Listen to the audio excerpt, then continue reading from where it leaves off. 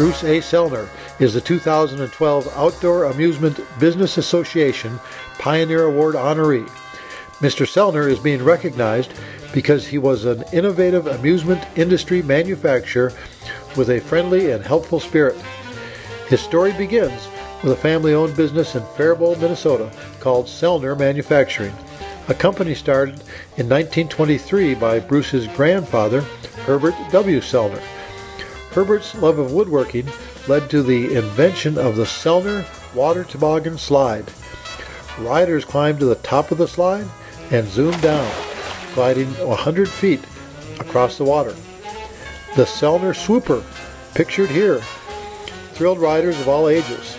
The first Tilt-A-Whirl, with 9 wooden passenger cars and a 4-cylinder gasoline engine, operated in 1926 at Wildwood Amusement Park in White Bear Lake, Minnesota.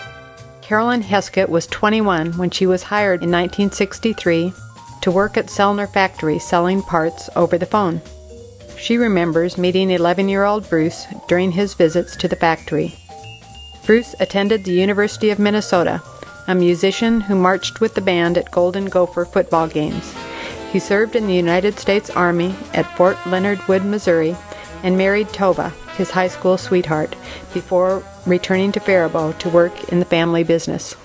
In 1985, Bruce conceived the futuristic Astro Base Command, a combination ride, dark ride, and computerized shooting gallery. Many say that the Astro Base Command was a quarter century ahead of its time. In 1987, Bruce Sellner invented the first of a series of Sellner spin rides, the Spin the Apple. 4 to 6 giant apples rotate in a circle while passengers control the spin of their individual apple. More spin rides followed: Merry-Go-Round, Barrel of Fun, Bear Affair, Pumpkin Patch, Monkey Mayhem, and Dizzy Dragons. Rental companies could even purchase a single-car spin ride. While serving as an officer of the Midwest Showmen's Association, Bruce Sellner passed away on September 4, 1995, awaiting a heart and lung transplant. At 44, he was at the top of his career. Tova and their daughter Erin carried on with the Sellner family tradition.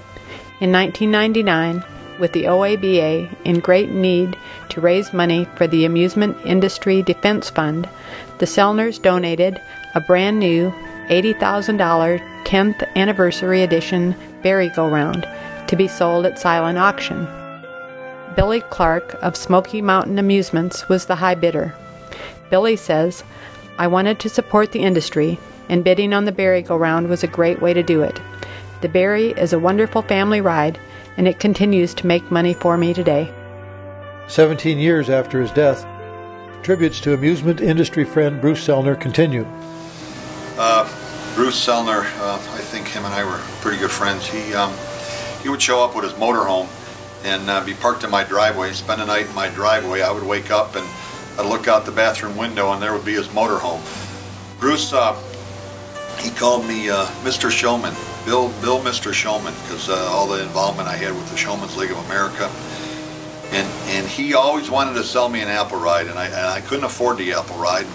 He decided that he was going to give me an apple ride. So he gave me an apple ride, and I didn't have to pay him until the end of the season for 3 years. So if it wasn't for Bruce Sellner, I probably would have never owned the apple ride. I miss Bruce. He's a close friend, and it's unfortunate that the good die young.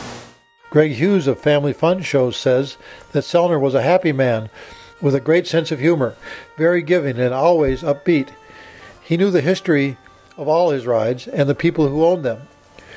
Bruce sold me my first Tilt-A-Whirl, a used model, on a handshake with no down payment, helping me to start my show. Bruce Sellner's invention, the Dizzy Dragons, was my very first brand new ride, bought in 1990.